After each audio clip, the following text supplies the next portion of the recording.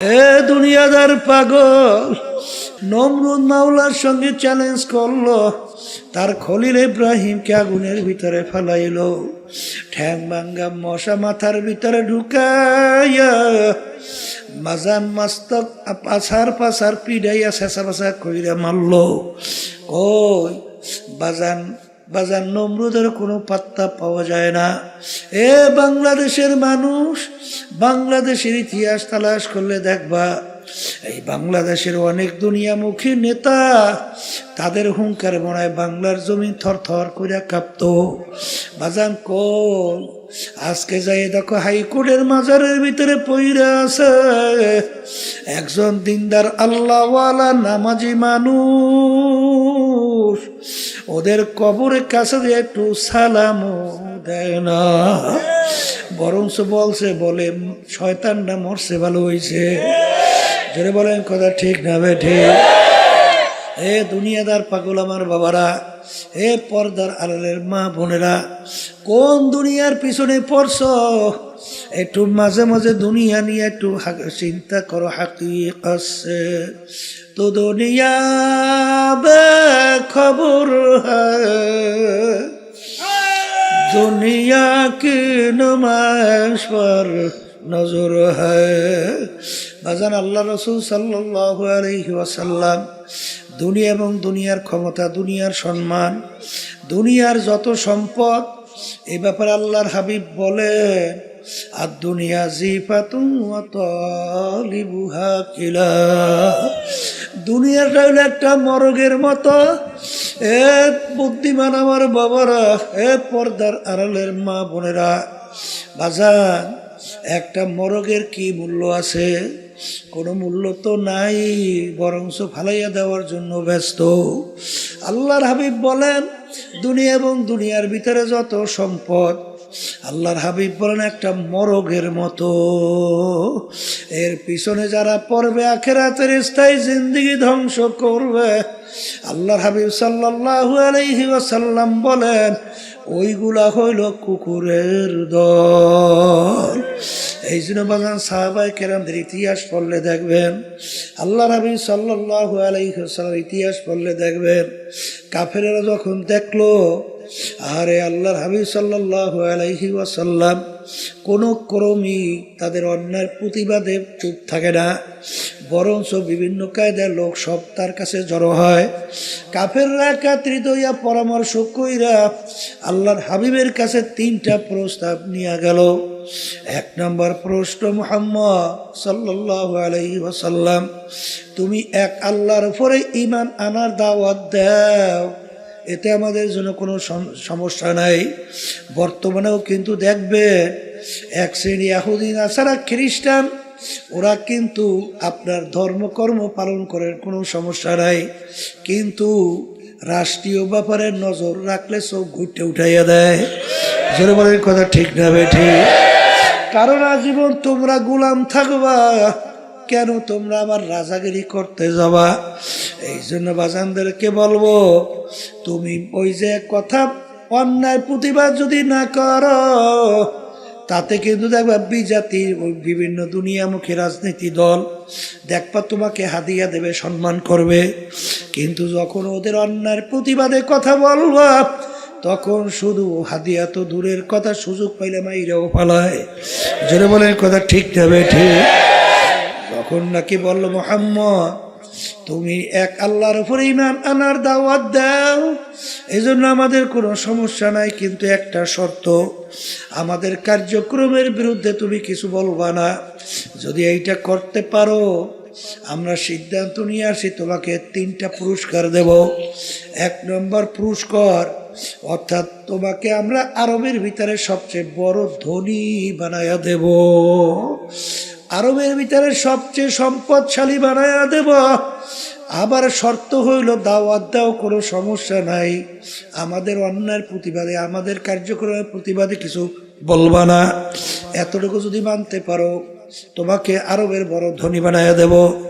দুই নম্বর প্রস্তাব, তোমাকে আমরা আরবের রাজা বানায়া দেব, অর্থাৎ আজকে একটু মেম্বার চেয়ারম্যান হওয়ার জন্য এমপি হওয়ার জন্য কতবার যে ইমান বিক্রি করে। কিন্তু আল্লাহর হাবিবকে প্রস্তাব দিল, তোমাকে আমরা আরবের নেতা বানায়া দেব। 3 নম্বর প্রশ্ন, আরবের সবচেয়ে সুন্দরী মেয়েটা তোমার জন্য বিবাহের ব্যবস্থা করব। এক শর্ত হলো, এক আল্লাহর উপরে ঈমান আনার দাওয়াত দাও, এজন্য আমাদের কোনো সমস্যা নাই, কিন্তু আমাদের কার্যক্রমের বিরুদ্ধে তুমি কিছু বলবা না। এতটুকু যদি মানতে পারো, এই 3 প্রস্তাব। আল্লাহ রাসূল সাল্লাল্লাহু আলাইহি ওয়াসাল্লাম এই প্রস্তাব মানছে? মানে তো নাই, বরঞ্চ বলে কাফেররা, শোন, তোরা আমাকে আরবের নেতা বানাবি, ধনী বানাবি, সুন্দরী মেয়ে বিবাহ দিবি, কিন্তু সৈন্যরা, তোরা যদি আসমান থেকে সূর্য এক হাতে, আসমান থেকে চন্দ্র আইনে আমার আর এক হাতে দিতে পারো, তারপর আমি এক আল্লাহর উপরে ঈমান আনার দাওয়াত এবং তোদের অন্যায়ের প্রতিবাদে আমি বলতেই থাকবো। এক পর্যায়ে আল্লাহর হাবিব সাল্লাল্লাহু আলাইহি ওয়াসাল্লাম তার জন্মভূমি মক্কায় থাকতে পারে নাই। বাজান, মক্কা শরীফ সাইরা হিজরত করে মদিনায় যায়, আর তার জন্মভূমির মায়ায় বাজান ফিরা ফিরা চায়। বর্তমানে এক শ্রেণীর আছে, খুব দরবেশ হইছে, খুব নামাজি, খুব তাসবিহ জিকির করে, কিন্তু অন্যায়ের প্রতিবাদে মান রাআ মিনকুম মুনকারান ফালিয়ুগাইয়িরহু বিয়াদিহি ফাইন লাম ইয়াস্তাতি' ফাবিলিসানিহি ফাইন লাম ইয়াস্তাতি' ফাবিকলবিহি ওয়া যালিকা আযআফুল ঈমান। আল্লাহ নবী সাল্লাল্লাহু আলাইহি ওয়াসাল্লাম বলেন, অন্যায়ের প্রতিবাদে তোমার যদি শক্তি থাকে, অন্যায়কে হাত দিয়ে ফিরাইয়া দাও। ওই পরিমাণ যদি শক্তি না থাকে, মুখ দিয়ে বইলে অন্যায়কে ফিরাও। ওই পরিমাণ যদি শক্তি না থাকে, মনে মনে পরিকল্পনা করতে থাকো কিভাবে অন্যায়কে ফিরানো যায়। এখানে কিন্তু অর্থ করে মনে মনে ঘৃণা করো। এটা সম্পূর্ণ একটা অযৌক্তিক ব্যাখ্যা। কারণ আগে বললাম ফিরাও, এখন মনে মনে ঘৃণা করো, এই শব্দটা কোথার থেকে আসলো? ফালিয়ুগাইয়িরহু বিয়াদিহি ফাইন লাম ইয়াস্তাতি' ফাবিলিসানিহি ফাইন লাম ইয়াস্তাতি' ফাবিকলবিহি ওয়া যালিকা আযআফুল ঈমান। ঈমানের সঙ্গে সম্পর্ক। বাজারে এক শ্রেণীর দরবেশ 24 ঘন্টা ইবাদতে লিপ্ত, তাহাজ্জুদে কামাই নাই।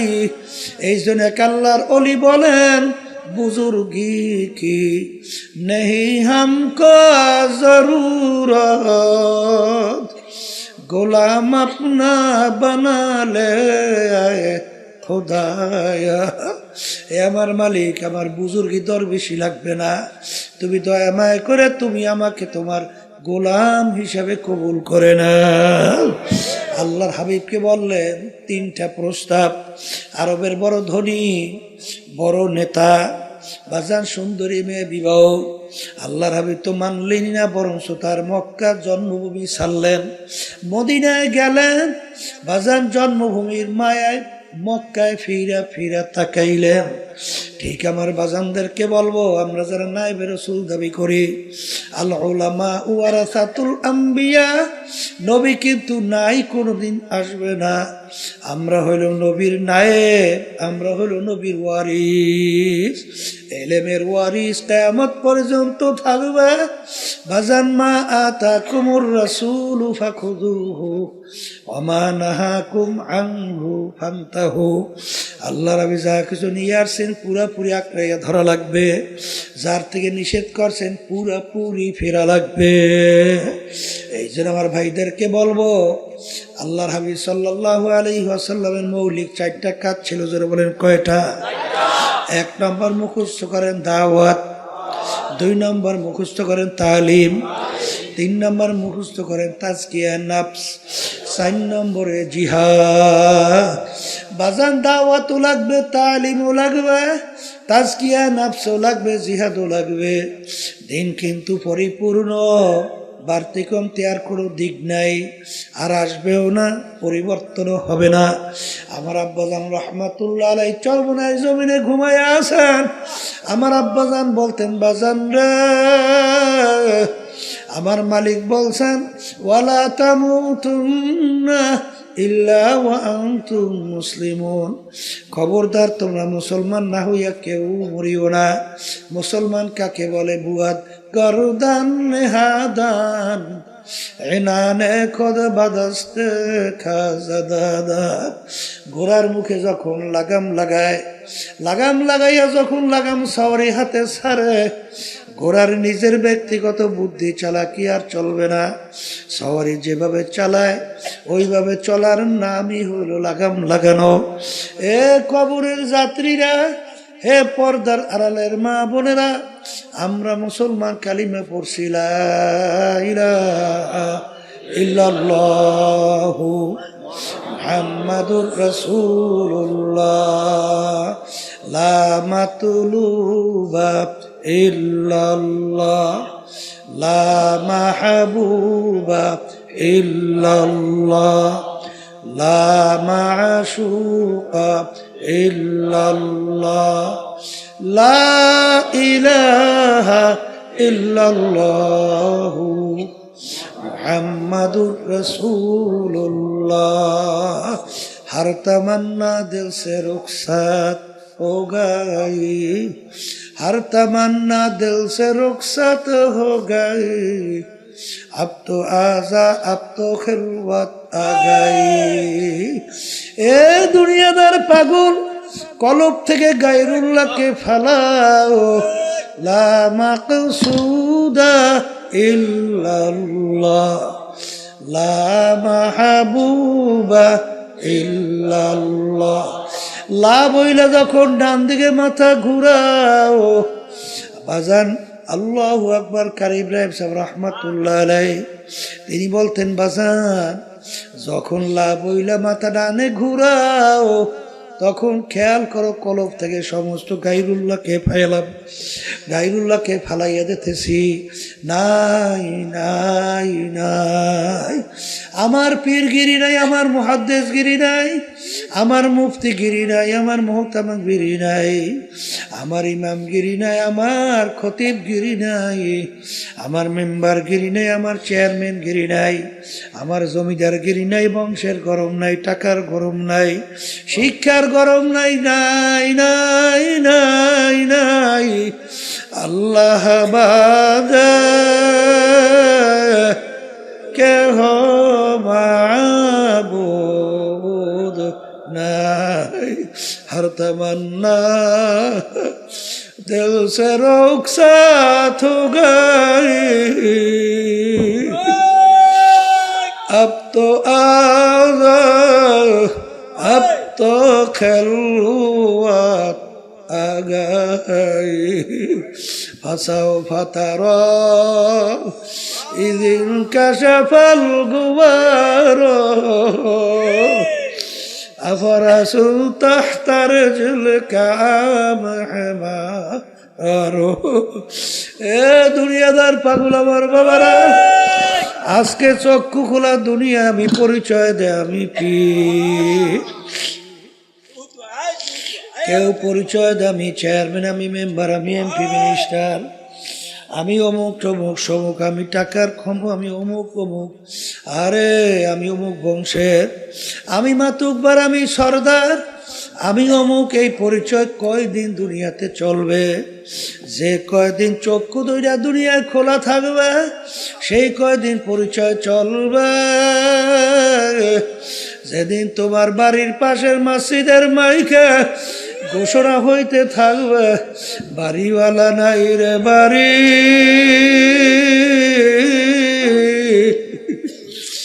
নাই রে দুনিয়াতে। আল্লাহু আল্লাহ। এখন তাকাইয়া দেখো, কই তোমার টাকার গরম, কই তোমার ক্ষমতার গরম, কই তোমার বংশের গরম?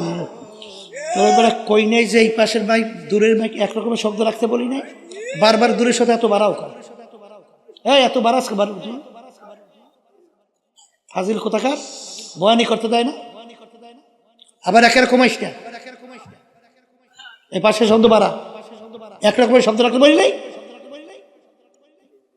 ফাজিল কোথাকার তখন। আল্লাহু আল্লাহ। এ কবরের যাত্রীরা, পর্দার আড়ালের মা বোনেরা, দুনিয়ার জিন্দেগি কিন্তু একটাই বাজান। একবার যদি কেউ কবরে যাইয়া ঠইয়া বসো, আর দ্বিতীয়বার দুনিয়াতে আসে আপিল কইরা জিতবার কিন্তু আর আশা নাই।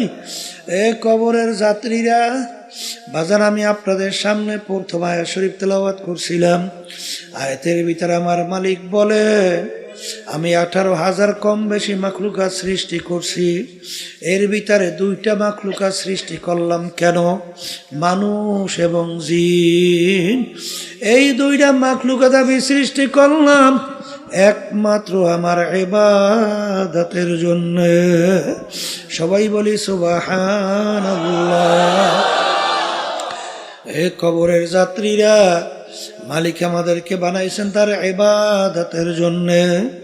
এখন বলতে পারেন, হুজুর অন্যান্য মাখলুকাতগুলো আমার মালিক কেন বানাইলেন? আমার মালিক অন্য আয়াতে বলেন, ওয়া খুলিকা লাকুম মা ফিল আরদি জামিআ। অন্যান্য মাখলুকাতগুলো আমি বানাইছি তোমাদের জন্য। এ কবরের যাত্রীরা, এ পর্দার আড়ালের মা বোনেরা, বাজার সূর্য আমাদের মানুষের দরকার আছে না নাই? একটা মানুষ যদি দুনিয়ায় না থাকে, সূর্যের কিন্তু কিছু আসে যায় না। বাজান, গাছ আমাদের দরকার আছে না নাই? মাছ আমাদের দরকার আছে না নাই? গরু আমাদের দরকার আছে না নাই? একটা মানুষ দুনিয়ায় না থাকলে গরুর কিন্তু কিছু আসে যায় না, মাছের কিন্তু কিছু আসে যায় না। সব বানাইলেন মালিক আমাদের জন্য, আমাদেরকে মালিক বানাইলেন তার ইবাদতের জন্য। বাজানে, ইবাদত একটা আরবি শব্দ, বাংলা অর্থ হল মালিকের হুকুম অনুযায়ী চলা। মালিকের হুকুম অনুযায়ী চলার নাম কি? এ আল্লাহর বান্দারা, পর্দা আলে মা বোনেরা, আমার মালিকের হুকুম প্রতিটা মানুষের ব্যক্তিগত জীবনে আছে না নাই? এ জোরে বলো, আছে না নাই?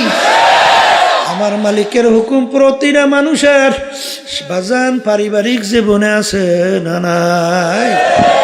বাজান সামাজিক জীবনে আছে না নাই? কামাইয়ের ব্যাপারে আছে না নাই? খরচের ব্যাপারে আছে না নাই? রাজনৈতিক জীবনে মনে হয় নাই? এখানেও আছে। এক শ্রেণীর বর্তমানে কিন্তু তারা বলে আমরা রাজনীতি করি না। হ্যাঁ, তবে মানব রচিত কুফরি তন্ত্র মন্ত্র, এই রাজনীতি করি না এটা বললে ঠিক আছে। কিন্তু বাজান রে, আল্লাহ নবী সাল্লাল্লাহু আলাইহি ওয়াসাল্লাম তিনি কিন্তু রাষ্ট্রপ্রধান ছিলেন কি ছিলেন না? তিনি কোন নীতি আদর্শ অনুযায়ী রাষ্ট্র চালাইছে? কি? আল্লাহর নীতি আদর্শ অনুযায়ী। এই কথা ঠিক না বেঠি? আল্লাহু আকবার। আল্লাহ রাব্বুল আলামিন বলেন যে আমি ইসলামের উপরে রাজি খুশি। এখন আমার কাছে একমাত্র গ্রহণযোগ্য নীতি আদর্শের নাম কি? ইসলাম। এই নীতি আদর্শ আল্লাহর হাবিব রাষ্ট্র পরিচালনা করছেন। সাহাবায়ে কেরাম রাষ্ট্রপ্রধান ছিলেন কি ছিলেন না? কিন্তু যারা আজকে নায়েব দাবি কইরা বলে আমরা রাজনীতি করি না, এই আল্লাহর বান্দারা ভালো কইরা বুঝা শুই না, তারপর বলা লাগবে। কারণ খোদা না কাজটা যদি এই কথা বলো, তাহলে আল্লাহর হাবিবের এই কাজকে তুমি অস্বীকার করো। জোরে বলেন কথা ঠিক না বেঠি? রাষ্ট্র পরিচালনার মধ্যে বাজান শত শত কোরআনুল কারীমের ভিতরে আয়াত আছে না? যদি রাষ্ট্রের ভিতরে তুমি এইটা বাস্তবায়ন না করো, এইটা বাস্তবায়ন করবে হিন্দুরা, খ্রিস্টান, অন্য বিজাতি। বাজান দরবেশি বুজুর্গি আমার মালিকের দরবারে কোনো দাম নাই। আল্লাহ রাব্বুল আলামিন তার রাসূলের উপর দিয়েছেন আবদুহু ওয়া রাসূলুহু। আগে আমার বান্দা, তারপর আমার রাসূল। জোরে বলেন কথা ঠিক না বেঠি? সবচেয়ে বড় মর্তাবা, সবচেয়ে বড় সম্মান, এর বড় পদ হইল আবদিয়াতের দরজা। জোরে বলেন কথা ঠিক কিনা? এই জন্য আমার ভাইদেরকে বলবো, পর্দার আলেম মা বোনদেরকে বলবো, বাজান মালিক আমাদেরকে বানাইছে তার হুকুম অনুযায়ী চলা। এ কবরের যাত্রীরা, এ পর্দার আড়ালের মা বোনেরা, কোনো দলাদলি বুঝি না। তোমার কবরে তুমি যাবা, আমার কবরে আমি যাব। তোমার কবরের প্রশ্নের উত্তর তুমি দিবা, আমার কবরের প্রশ্নের উত্তর আমি দেব। কিন্তু ওয়ালা তামুতুন্না ইল্লা ওয়া আনতুম মুসলিমুন, খবরদার মুসলমান না হইয়া কেউ মরিও না। আল্লাহ না আমেরিকা লা লন্ডন সে হুলফত, হামি মস্তে মদিনা কার খোদায়া। এ মুসলমান আমার বাবারা, পর্দার আড়ালের মা বোনেরা, দুনিয়ার যে কোনো প্রান্তে মানুষ থাকলে সেকেন্ডের মধ্যে যোগাযোগ করা যায়। আর তোমার আমার বাড়ির দরজায় আমার আম্মা ঘুমায়া রইল, আমার আব্বা ঘুমায়া রইল, আত্মীয় স্বজন ঘুমায়া রইল, কই আজ পর্যন্ত খবর দিতে পারে না, নেতেও কিন্তু পারলাম না। এই জন্য আমার বাজানদেরকে বলবো, আল্লাহ নবী সাল্লাল্লাহু আলাইহি ওয়াসাল্লাম তার অল্প বয়সে তার দাড়ি মোবারক পাইকে গেল, তার পিঠ মোবারক গুজা হয়ে গেল। সাহাবায়ে কেরাম বলে, আল্লাহর রাসূল এত অল্প বয়সে আপনার দাড়ি মোবারক কেন পাকলো, কেন আপনার পিঠ মোবারক গুজা হলো? আল্লাহ নবী বলেন, আমার সাহাবারা, আমি রাসূল যা দেখি তোমরা তো দেখো না, আমি রাসূল যা জানি তোমরা তো জানো না, আমি রাসূল যা শুনি তোমরা তো শোনো না।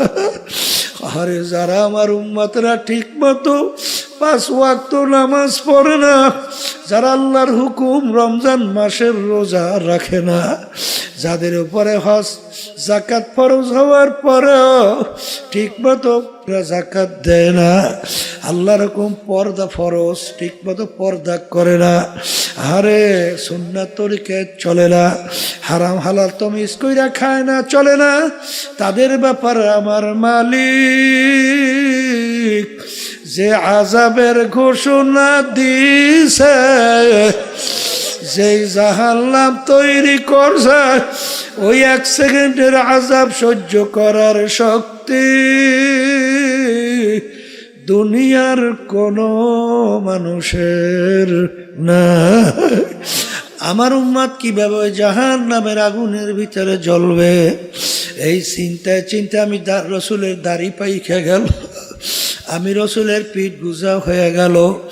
এ কবরের যাত্রীরা, আল্লাহর হাবিব কিন্তু তার নিজের চিন্তায় দাড়িও পাকে নাই, তার নিজের চিন্তায় পিঠ মোবারক গুজা হয় নাই। তোমার আমার চিন্তা আল্লাহর হাবিবের দাড়ি মোবারক পাইকে গেল, পিঠ মোবারক গুজা হয়ে গেল। আমার বাজানদেরকে বলবো, পর্দালে মা বোনদেরকে বলবো, কি যাতনা বিষে বুঝিবে সে কিসে, কি যাতনা বিষে বুঝিবে সে কিসে, কবু আসি বিষে ধ্বংসিনী যারে। বাজান তোমার আমার চেষ্টাও নাই, চিন্তাও নাই, এই জন্য চোখেও পানি নাই। ধরাকে সরা জ্ঞান মনে করো না, যা মনে করে তা করো, কিন্তু মনকে বুঝো রে মন, দুনিয়া কিন্তু থাকার জায়গা না, কেউ কোনোদিন থাকতে পারে নাই, কেউ কোনোদিন থাকতে পারবেও না। কিন্তু নাফরমান হইয়া যদি কেউ কবরে যাইয়া শুইয়া বসো, আরে আমার মালিক বলেন, এই কবর কিন্তু আসল কবর থাকবে না, নাফরমানের কবরের ভিতরে জাহান্নামের আগুন এসে ভইরা যাবে। আল্লাহ আপনি আমাকে আমাদের সবাইকে মাফ করিয়া দিন। আল্লাহ আল্লাহ তোমার আমার চিন্তাও নাই, চেষ্টাও নাই, এই জন্য চোখের মধ্যেও পানি নাই। কিন্তু ওসমান গনি রাদিয়াল্লাহু তাআলা আনহু ইতিহাস পড়লে দেখবে, অনেক সময় কবর দেখলে এমন ভাবে অজরে কান্না শুরু করতেন, কানতে কানতে দাঁড়ানো অবস্থায় ঠাস করে বইসা পড়তো। লোকেরা বলে, আমির কবর দেখলে এরকম কেন আমি অস্থির হইয়া? তিনি বলে, ও আমার সাথীরা, আখিরাতের যে কয়টা ঘাটি তার প্রথম নম্বর ঘাটি হইল কবর। এই কবরে যার সঙ্গে ভালো ব্যবহার হবে, সামনের ঘাটিতেও ভালো ব্যবহারের আশা করা যায়।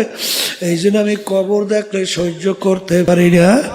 যেই মামলার তদবির নাই সেই মামলারও কিন্তু খালাস নাই।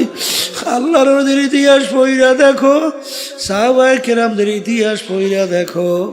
বাজান ওমর ফারুক রাদিয়াল্লাহু তাআলা আনহু, মাওলার ভয়, তার আযাব গজবের ভয়, কানতে কানতে গাল মুবারকের ভিতরে দুইটা কালো দাগ পড়ছিল। লোকেরা বলে আমির ঔষধ লাগান ভালো হবে।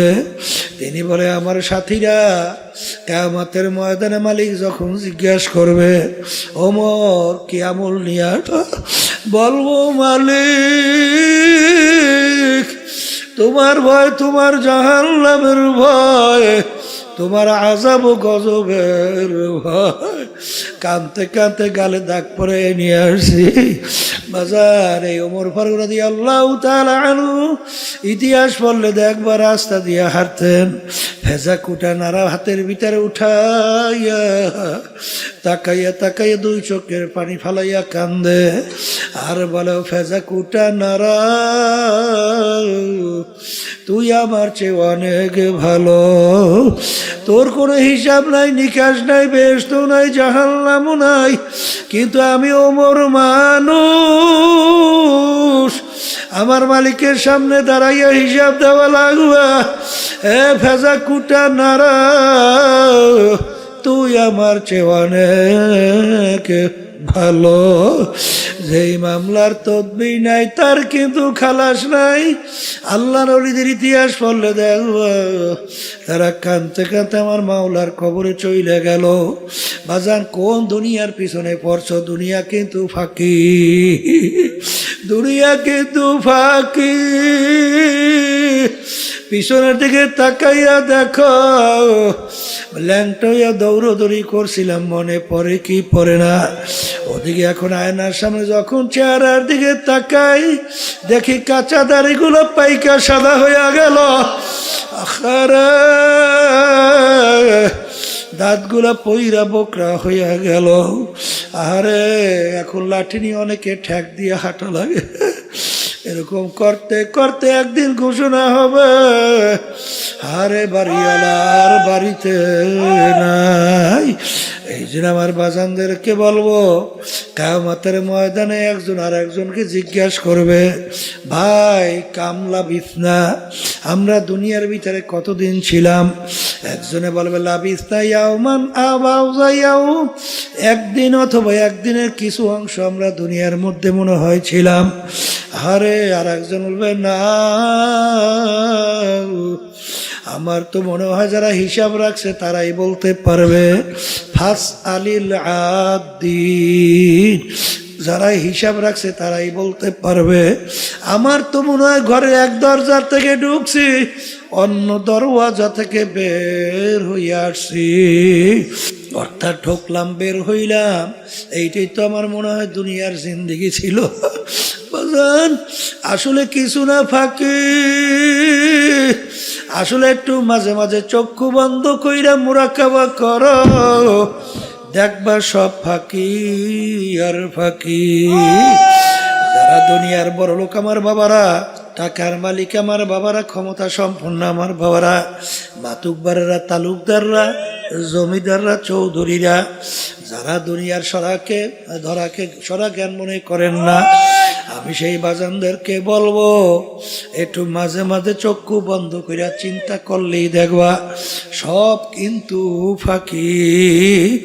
এই জন্য আমার বাজানদেরকে বলবো, পর্দা আলে মা বোনদেরকে বলবো, দুনিয়ার স্বাধীনতা পাইয়া যারা দুনিয়ামুখী রাজনৈতিক মানব রচিত তন্ত্রের মন্ত্র পিছনে, যারা নাকি প্রচলিত গণতন্ত্র, যার প্রবক্তা আমেরিকার প্রাক্তন প্রেসিডেন্ট আব্রাহাম লিঙ্কন বলছিল government of the people, by the people, for the people. তিনি এক কথায় বুঝাতে চায় সমস্ত ক্ষমতার মালিক জনগণ। জোরে বলো নাউজুবিল্লাহ। এই নীতি আদর্শ কিন্তু বিএনপি লালন করে, আওয়ামী লীগও করে, জাতীয় পার্টি করে, দুনিয়ার সমস্তমুখী রাজনীতি দল করে। কিন্তু বাজান আমরা যারা মুসলমান আমরা বলি বাইদা আল্লাহ, ফরদা আল্লাহ, আবুদা আল্লাহ, সমস্ত ক্ষমতার মালিক একমাত্র আমার মাওলা।